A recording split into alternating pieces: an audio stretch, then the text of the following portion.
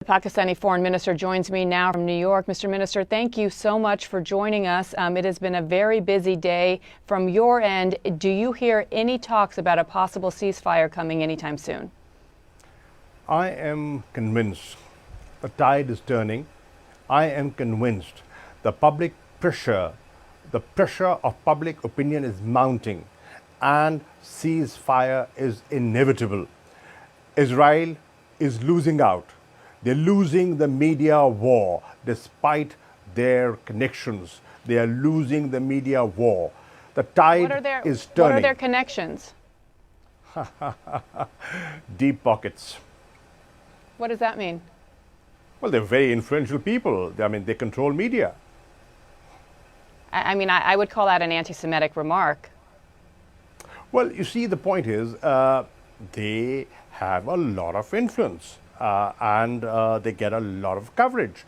Now, what has balanced that is the citizen journalist who has been reporting, sharing video clips, and that has jolted people, and that has woken up people, and people who were sitting on the fence are today speaking up. Do you see how in different capitals of the world, in London, in Madrid, in Michigan, Chicago, every place from Sydney to the European capitals, people have come out and saying, put an end to this insanity. They're calling for an immediate ceasefire. Now, the Security Council has failed in forging a joint statement and coming out with a joint statement and forging a consensus. The General Assembly today is giving a clear message to the Security Council. It is your prime responsibility to ensure peace and security. Please live up to the UN Charter.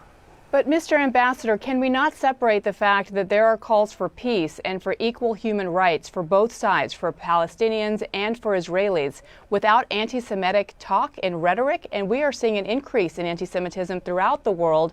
Many of these protests are showing signs and images of anti-Semitism as well. Shouldn't you be condemning that? I will not justify any rocket attacks, and I cannot justify and I cannot condone the aerial bombardment that is taking place. But what about anti-Semitism? And what about Hamas's role in stopping the rockets? I am saying when you do not engage, when there are no negotiations, when there is occupation, when there's genocide, when there's war crimes, when there's ethnic cleansing, then an extremist element takes advantage of that situation. Avoid it. How do you avoid it? You avoid it by pursuing a two-state solution, by adhering to the Security Council resolutions, respecting them, implementing them, fulfilling the promises that have been made and have been often broken. So, I believe that the answer is Israelis and Palestinians living side by side in peace, and it can only be done through a two-state solution, through negotiations, by cessation of hostilities, and ceasefire is the first step in that direction. Does that include condemning anti-Semitism and condemning statements? I am not justifying any of that.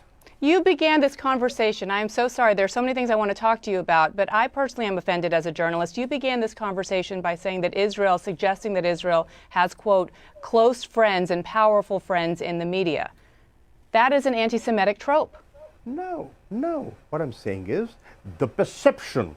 Look at the perception the world has. You cannot ignore that, ma'am. But that's a wrong perception. Could be wrong, but that's the perception. Negate it. Well, someone by giving a balanced coverage, negate it. The onus is not on those who are being accused of things that aren't true. It's on people like you in powerful positions to say that that's wrong. Well, what we are saying, what is wrong, and I'm not shying away from that. What I'm saying is, this insanity must come to an end. We must promote dialogue. We must sit and talk, and we must promote peace. Israelis and Palestinians, everybody has a right to live. They have a right to protect their children. Look at what's happening. 230 innocent people have been killed. More than 50,000 people have been displaced. 50 schools have been bombed. Hospitals have been targeted. Red Cross has been targeted. The AP office, media outlets have been targeted. And what they're saying is, okay, if you think there was Hamas presence there, why don't you have an independent investigation? Well, I believe that Israel did provide in some information and shared intelligence with the U.S. But let's go back to the other side, because there are obviously Israeli casualties as well. And I keep bringing this up because if you're going to be an honest broker, then you have to approach something like this objectively. And that doesn't seem to be the place where you're coming from. Well, I am objective, and I would want to be objective. Loss of life, I will not condone. Every life, every human life is important to me. And what about, you can agree, we can agree that Palestinian lives and Israeli lives are equally important? They're important, yes, they are. So let me move on to another area, and that is the Uyghurs and the Muslim community there, and some 2 million Uyghurs. Many in the U.S. and many other countries around the world are calling their treatment genocide. And I'm wondering why we're not hearing the same from your government. Well, my government has always spoken with frankness. China is a very good friend of Pakistan. They've stood by us through thick and thin, and we have means of communication, and we use our diplomatic channels. We do not discuss everything in public. But China being your friend aside, and I know China provides a lot of aid, you can't just turn a blind eye to human rights abuses in one country. Nobody when we've is. spent Nobody so is. is something being are there discussions behind the scenes? Is your Prime Minister Prime Minister ma'am, there's always a way of doing things, and we are not oblivious of our responsibilities. So what needs to be done then to the Uyghur community around the world that is listening to you spend a lot of time talk about human rights in Gaza, question about their same legitimacy to human rights as well? Well, we have been advocating for human rights, whether they are in Gaza or in Indian occupied Kashmir. Look at the atrocities that have been committed in Kashmir. Does the world talk about it? How many people have talked about it?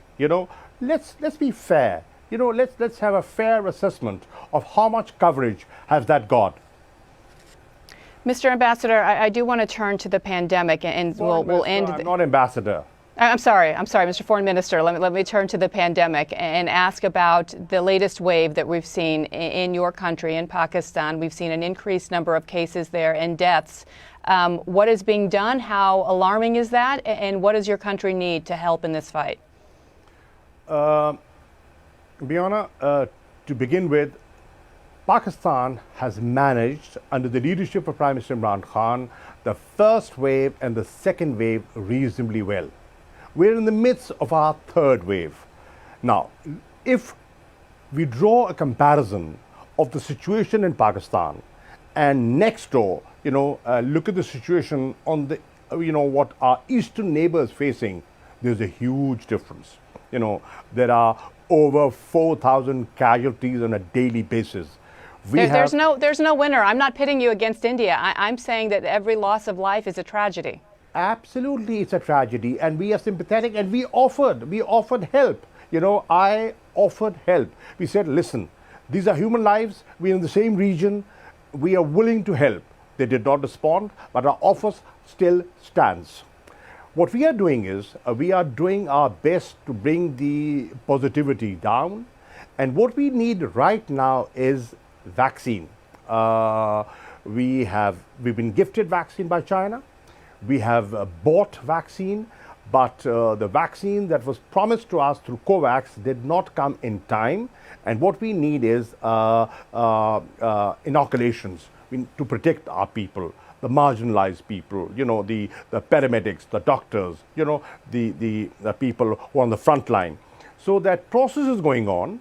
The numbers are increasing, but we need help. Mr. Foreign Minister, thank you so much for your time. I would just ask you personally to please avoid using anti-Semitic tropes that you used at the beginning of our conversation. I think they are very... I have never been anti-Semitic, and I never will be. Okay. We'll leave it there. Thank you so much.